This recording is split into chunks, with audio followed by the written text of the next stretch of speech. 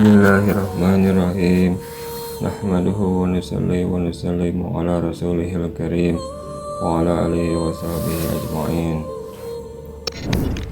Kisah perjalanan baginda Rasulullah SAW ke Taif. Selama 9 tahun sejak masa kerasulan, baginda Nabi Muhammad SAW telah berusaha menyampaikan ajaran Islam dan mengusahakan hidayah serta perbaikan kaumnya di Mekah. Namun kebanyakan orang-orang Mekah selalu menyakiti, memperolok-olok, dan berbuat semena-mena terhadap baginda Nabi SAW dan para sahabat. Kecuali sekelompok kecil orang yang sudah masuk Islam dan beberapa orang yang selalu membantu beliau walaupun belum masuk Islam. Paman baginda Nabi SAW, Abu Thalib, termasuk orang yang baik hatinya meskipun belum masuk Islam. Ia selalu membantu baginda Nabi SAW dalam segala bentuk. Pada tahun ke-10 kenabian, ketika Abu Thalib meninggal dunia, kaum kafir mendapat kesempatan untuk mencegah perkembangan Islam dan menyakiti kaum muslimin secara lebih leluasa. Baginda Rasulullah SAW pun pergi ke Taif yang didiami kabilah Sakif yang berjumlah besar, dengan harapan apabila kabilah tersebut masuk Islam, kaum muslimin akan terbebas dari berbagai penderitaan dan Taif akan menjadi fondasi penyebaran agama. Setibanya di Taif, baginda Nabi SAW langsung menemui 3 orang yang ditokohkan. Beliau berbicara dengan mereka, mengajak mereka kepada agama Allah Subhanahu wa Ta'ala, dan agar mereka mau membantu baginda Rasulullah SAW. Akan tetapi mereka bukannya menerima atau paling tidak berlaku sopan kepada tamu yang baru datang, sebagaimana adat bangsa Arab yang terkenal dengan memuliakan tamu. Bahkan mereka tanpa basa-basi menyambut beliau dengan sikap dan akhlak yang sangat buruk. Bahkan mereka pun tidak rela baginda Rasulullah SAW tinggal di situ. Padahal orang yang dianggap sebagai tokoh seharusnya berbicara dengan sopan dan berakhlak mulia. Salah seorang di antara mereka berkata, "Oh, kamukah orang yang diutus oleh Allah sebagai nabi?" Yang kedua berkata, "Apakah Allah tidak menemukan selain kamu untuk diutus sebagai rasul?" Yang ketiga berkata, "Aku tidak mau bicara dengan kamu, sebab jika kamu memang seorang nabi seperti pengakuanmu, lalu aku menolakmu, tentu aku tidak lepas dari musibah. Jika kamu pembohong, maka aku tidak mau bicara dengan pembohong." Akan tetapi baginda Nabi SAW mempunyai hati yang begitu teguh laksana sebuah batu karang. Beliau tidak berputus asa dan terus berusaha untuk mendekati masyarakat umum. Tetapi tidak seorang pun yang mau mendengarkan beliau. Jangankan menerima, bahkan mereka menghardik, "Tinggalkan segera kota kami, pergilah kemana kamu suka."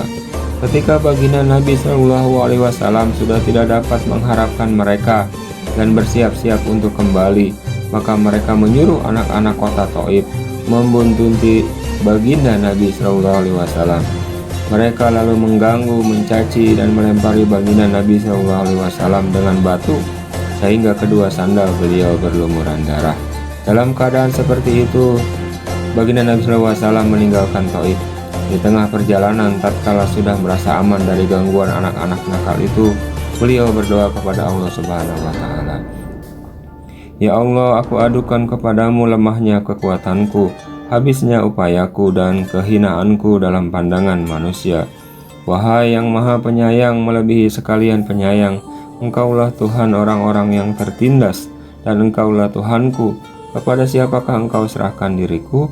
Kepada orang-orang asing yang akan memandangku dengan muka masam, atau kepada musuh yang Engkau kuasakan kepadanya segala urusanku? Tiada keberatan bagiku asalkan Engkau tidak murka kepadaku. Perlindunganmu sudah cukup bagiku.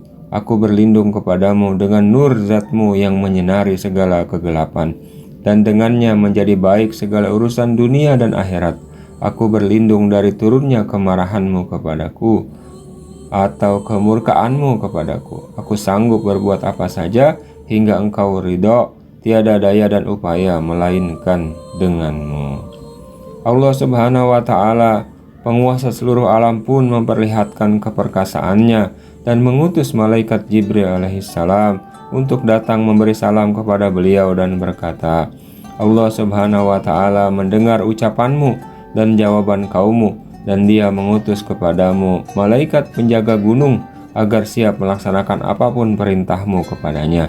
Malaikat penjaga gunung itu pun datang dan memberi salam kepada baginda Nabi Shallallahu Alaihi Wasallam seraya berkata, apapun yang engkau perintahkan akan kulaksanakan.